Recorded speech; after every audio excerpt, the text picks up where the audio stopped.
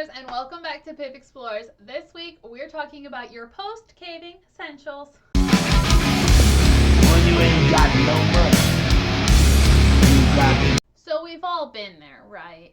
You finish a caving trip, you get back to your car, you're covered in mud, you're soaking wet. It's warm, but not warm enough to be this wet. And you open your car, and you have no pants. And you are then forced to sit on a trash bag as you drive back to camp because you forgot your pants. So this week, I'm going to be running through a list of what you need, what you want, and what might be nice to have. So let's get started. So when you are safely out of a cave, your whole group is out, the first thing that you need to do is call your call out. Now, these people have different names, but the person who knew where you were and is going to start a rescue, if you don't tell them that you're out of the cave, contact that person. That's a thing you need to do. And if you have no idea what I'm talking about, there will be a video coming about it in the near future. So check that out when it comes out. So that is the first thing you need. Now, what about things that you need to pack to bring? Because that's really what you're here for, right? So you need clean clothes. And I don't just mean you need clean pants and a clean shirt. You do need that. Please bring clean undergarments because if you're getting wet, it's highly likely that that's getting wet. And putting on clean pants with wet underwear, it's not a good time. Just trust me. So a full clean set of clothes. That also means different shoes. I once took some people from work caving and I sent them a list and I was like, first time cavers, this is what you need, blah, blah, blah. It was like an introduction to caving trip. And one of the people that came only brought one pair of shoes for the whole weekend. That's not great because we were caving in a very muddy cave, which they had been warned about, but sometimes things just don't compute. So shoes that are for not caving, non-caving shoes that are clean to put on. This can be flip-flops, this can be tennis shoes, this can be chacos, whatever you want.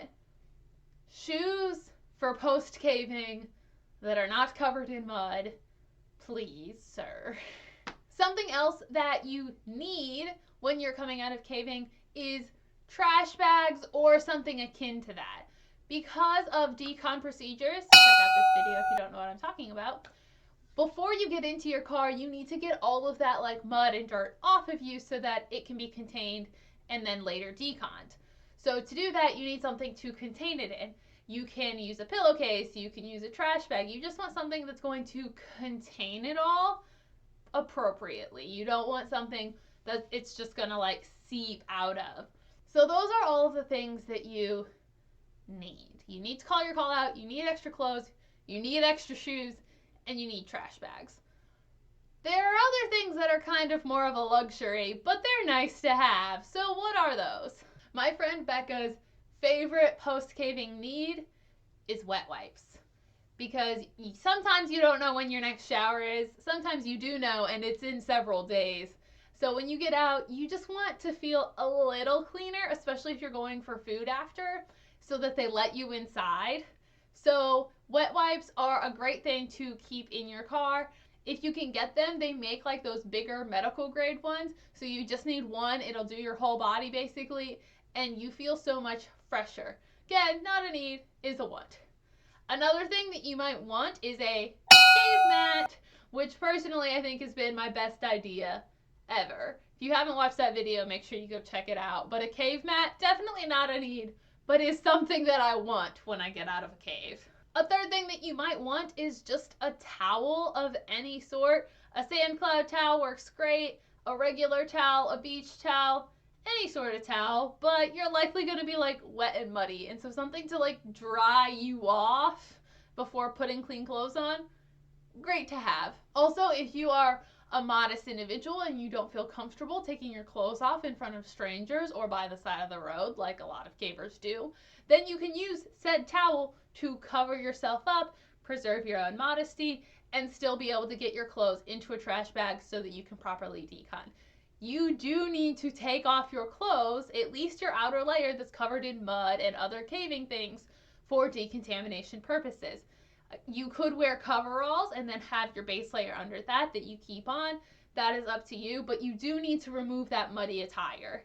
So if a towel helps you do that or feel more comfortable doing that or, protect your body, that is what you need to do. But you do have to take off the muddy clothes. You just need to.